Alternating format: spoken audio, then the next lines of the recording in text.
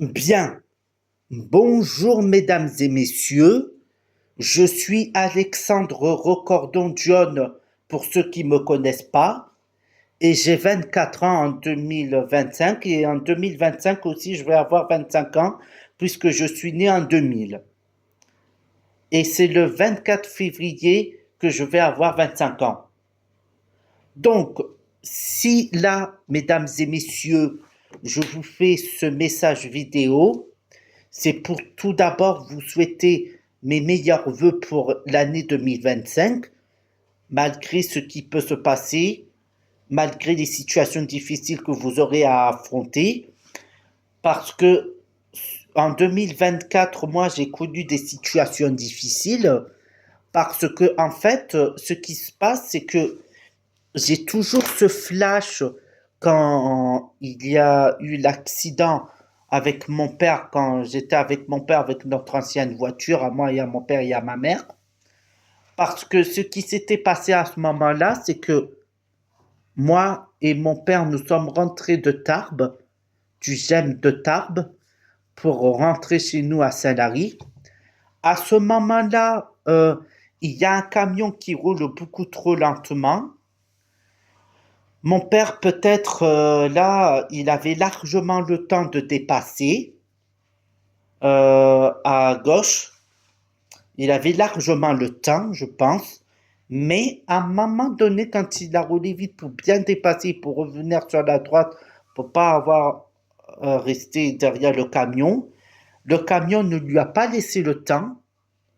Et le problème, c'est que le camion a roulé beaucoup trop vite aussi. Et mon père et moi, on a essayé de dépasser au plus vite le camion pour qu'on puisse rouler sur la droite. Et là, le problème, c'est que quand le camion ne nous a pas laissé le temps de dépasser, le camion a roulé trop vite, nous aussi. Et le problème, c'est qu'une autre voiture est arrivée. Et l'autre voiture est la voiture de mes parents, ainsi qu'avec moi dedans, s'était tapé dessus. Et après, à ce moment-là, l'airbag s'est déclenché. Moi, j'avais la ceinture attachée sur moi, heureusement, mais j'ai quand même été en état de choc et la ceinture m'a serré dessus, là, sur cette partie que vous voyez, et ça m'a fait très mal. J'ai eu une hématome là, et à ce moment-là, il y avait une famille dans l'autre voiture qui a été accidentée aussi, comme notre voiture à moi et à mon père et à ma mère. Et à ce moment-là, il y avait un accident très grave, et l'accident est très grave, l'heure était très grave. Donc, mon père et le monsieur ont essayé de discuter pour essayer de comprendre ce qui s'était passé, mais mon père savait pas trop pourquoi il avait dépassé, mais au fur et à mesure, on a pu en parler et essayer de comprendre pourquoi. Et c'est à cause du camion qui nous a pas laissé le temps de dépasser. Et là, le monsieur a bien fait de contacter les pompiers et que les pompiers après a contacté les gendarmes de la Meuse sûrement, qui a fait l'effort de venir sur le lieu de l'accident à Caverne, qui mène à Saint-Lary, à Aro et à Saint-Lary, pardon. Et là, les pompiers m'ont pris, moi et mon père, dans le camion des pompiers. Et surtout, dans le camion de pompiers, le médecin pompier et son équipe m'ont examiné ici, là, que vous voyez, pour savoir si j'ai pas subi un traumatisme crânien à cause de l'accident très violent qui est survécu. Pourquoi? Parce que j'étais vraiment en état de choc, d'accord? Et ce flash, à un moment donné, est survécu comme ça, même cette nuit. Faut savoir que une enquête a été diligentée sur l'accident qu'il y a eu pour essayer de déterminer ce qui s'est réellement passé. Je ne sais pas où cette enquête en est actuellement de l'accident qu'il y a eu en janvier de 2024. Je ne sais pas exactement qu'est-ce qu'il en est par rapport à cette enquête préliminaire ou une enquête d'accident. Est-ce que l'affaire a été classée? J'en sais rien. Moi, j'en sais pas plus.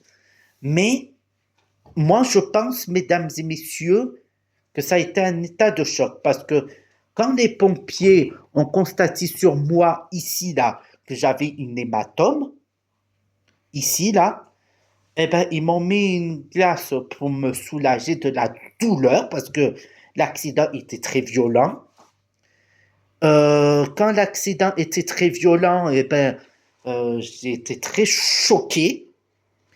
Alors, les pompiers ont essayé d'en parler avec mon père pour essayer d'avoir sa version de l'incident qu'il y a eu, de l'histoire qu'il y a eu, pour reconstituer ce qui se passe, pour faire une enquête, pour savoir exactement ce qui s'est passé.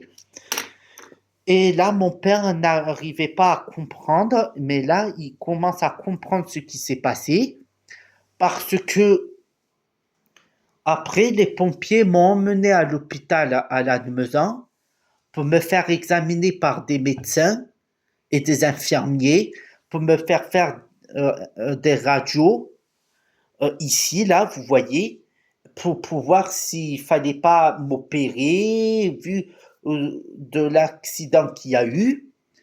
Et là, vraiment, la femme médecin était très rassurante. Elle m'a donné une pommade que j'ai mis ici pour me soulager. Alors moi et mes parents, nous avons mis cette pommade ici que vous voyez là pour soulager la douleur. La douleur a été plus tant mieux, mais j'ai toujours cette image de l'accident et cette vision de l'accident de janvier 2024. J'ai cette image en esprit qui apparaît comme ça et qui n'est pas facile à faire partir. Avant ça aussi, j'ai consulté Élise Blandin, l'infirmière Azalée de la maison de santé à Saint-Lary-Soulan, parce qu'il faut savoir que si le docteur Suto a décidé de me faire voir par Élise Blondin, l'infirmière Azalée de la maison de santé à Saint-Lary, c'était pour que cette infirmière puisse m'aider à mettre du sens sur tout ce que je ressens et surtout m'aider à trouver des solutions et des stratégies en essayant de travailler avec moi sur la gestion des émotions et des colères que je peux avoir. Là, elle a décidé que j'avais plus besoin d'elle pour être aidé, mais moi je pense que j'ai besoin encore de son aide, sûrement aussi, parce que là, vous voyez, mesdames et messieurs, c'est pas du tout évident pour moi de faire le deuil de tout ça, parce que il faut savoir que déjà dans le passé, même à Tarbes, j'étais très souvent nerveux, colérique, je tapais sur mon père à Tarbes, même au lac à Gosse, etc. Parce que c'est vrai que à Tarbes, à l'Obadère, j'ai pas eu un comportement facile. Parce que un jour, j'ai cassé une vitre à la cuisine, là où travaillait ma mère pour préparer à manger, parce que à ce moment-là, j'avais balancé une cafetière pour casser la vitre à l'Obadère dans notre ancien appartement, à moi, ma mère et mon père, parce que à ce moment-là, j'étais pas dans mon état normal. Je me souviens maintenant de ce qui s'est passé parce que à ce moment-là, j'étais trop en colère par rapport à plusieurs choses dans ma vie qui n'allaient pas. Par exemple, pour rendre mon livre à la médiathèque. C'est vrai que j'aurais pu rendre mon livre à la médiathèque parce que c'est quand même la chose la plus importante à faire, apprendre à faire les choses bien dans la vie. Et c'est vrai que moi, ça tournait, il y avait d'autres choses en fait qui tournaient beaucoup en boucle dans ma tête. et qui faisait que j'étais trop en colère. Et c'est ce qui a fait que j'ai pété les plombs, que mon baromètre de l'humeur a bien explosé. Et quand mon père essayait de venir me voir aux toilettes, là où je me suis enfermé moi-même, parce que à un moment donné, je me suis souvent enfermé dans les toilettes à Tarbes. Je voulais plus parler à mon père, je voulais plus parler à ma mère non plus. Ma mère ne savait plus comment m'aider à gérer cette situation. Même à ma tati Rufine Léandre, j'ai eu du mal à en parler aussi, parce que ça a été très difficile pour moi, mesdames et messieurs. Et ce problème a été récurrent chez moi, qu'à un moment donné, mes parents ont décidé de me faire interner à l'hôpital psychiatrique qui se situe à Lannemezan. J'ai passé euh, peut-être 2 semaines à l'hôpital psychiatrique de Lannemezan. Il aurait peut-être fallu que j'en passe beaucoup plus pour que je puisse bien être guéri de ce qui m'arrive et que qu'on puisse bien m'aider à mettre du sens sur tout ce que j'ai pu ressentir dans ma vie de pas bien et qu'on puisse m'aider à travailler sur la gestion des émotions et qu'on puisse m'aider aussi à être quelqu'un qui arrive à dire tout ce que je ressens. Parce que, mesdames et messieurs, rappelez-vous d'une chose, c'est que au niveau du voisinage à Lobadère, dans la tour jaune où j'habitais, à un moment donné, à 3 heures du matin, les voisins, c'est vrai qu'ils faisaient beaucoup de bruit. Ils balançaient beaucoup de choses. Ils jetaient des tables par la fenêtre, d'après ce que nous disait la police. La police est venue dans notre immeuble à 3 heures du matin à cause du comportement des voisins qui faisaient trop de bruit, qui tapaient sur des choses, qui tapaient peut-être sur des gens, j'en sais rien. Je verrai avec ma voisine Josette, mon ancienne voisine, qui m'en dira un peu plus là-dessus. Parce que ce qui s'est passé en fait, c'est que les voisins au 9e étage n'ont pas arrêté de faire du vacarme, de mettre la musique très fort et que le voisin a tapé peut-être très violemment sur sa femme. D'après mon ancienne voisine Josette, ce voisin a fait de la prison. Parce que quand il a fait de la prison,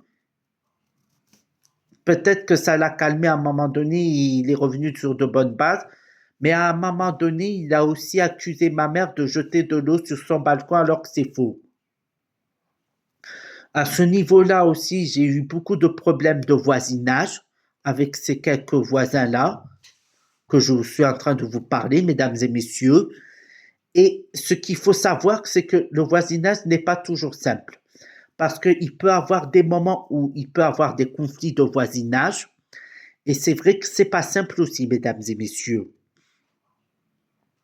C'est pour ça que, mesdames et messieurs, là, l'objectif de ce que je vais écrire, de ce que je vais faire sur la feuille, c'est écrire ce qui s'est passé pour que je suis pas bien comme ça.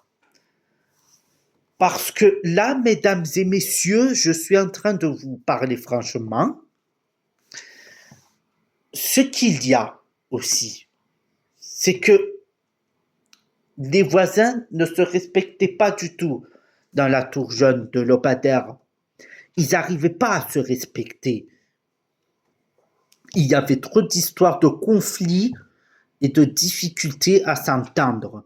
Sauf avec quelques voisins quand même très sympas et très braves et gentils. Parce que ce qui s'est passé, mesdames et messieurs, c'est qu'à un moment donné, j'ai mis des courriers dans les boîtes aux lettres des voisins pour leur expliquer ma situation de tout ce que j'ai pu ressentir dans ma vie et surtout à l'IME de Campan.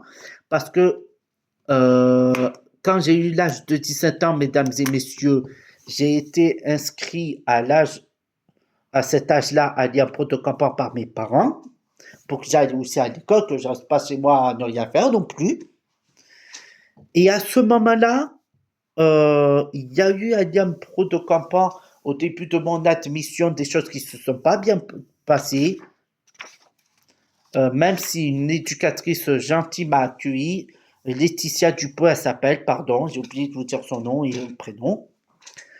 À Lyon Pro de Campan, en fait, il y a deux élèves avec qui je me suis pas bien entendu et le courant n'est pas bien passé. C'est Lucas et Renaud. Parce que Lucas et Renaud ont eu des comportements pas bien envers moi. Ils ont eu des comportements irrespectueux envers moi. Et lorsque j'essayais de me faire respecter par eux pour qu'ils arrêtent de m'embêter, ils n'ont pas arrêté de m'embêter et de m'embêter jusqu'au point où je m'énerve. Parce que ce qu'il y a, mesdames et messieurs, c'est que Renaud et Lucas sont des élèves méchants et qui me respectent pas. Et c'est vrai qu'à un moment donné, j'ai maintes fois contacté le 119, Service national de l'enfance en danger, parce que, en fait, mesdames et messieurs, ce qu'il y a, en fait, c'est que moi, je suis quelqu'un qui me laisse pas faire facilement maintenant. Parce que là, mesdames et messieurs, ce qui s'était passé à Lyon Pro de Campan, c'est que à un moment donné, d'abord au début, ça s'est bien passé avec certains adultes, mais quand il y a eu l'arrivée de Monsieur Cédric Abadi, l'éducateur, qui travaille apparemment à Lyon Pro de Campan et qui était malade, qui a repris son service, eh ben, je me suis de suite pas bien entendu avec lui. Au début, ça allait, mais à un moment donné, ça a clashé. Ça a éclaté le conflit entre lui et moi. Parce que ce qui s'est passé, mesdames et messieurs, c'est que ce conflit qui a éclaté entre Cédric Abadi et moi à Lyon Pro de Campan, eh ben, c'était pour des raisons très simples. D'abord, il ne me prenait pas au sérieux sur ce que je ressentais. Et un jour, quand il m'a fait la contention en me plaquant très fort contre le sol, ça aussi, c'est une image que j'arrive pas à enlever. Et ça aussi, je l'ai très mal vécu.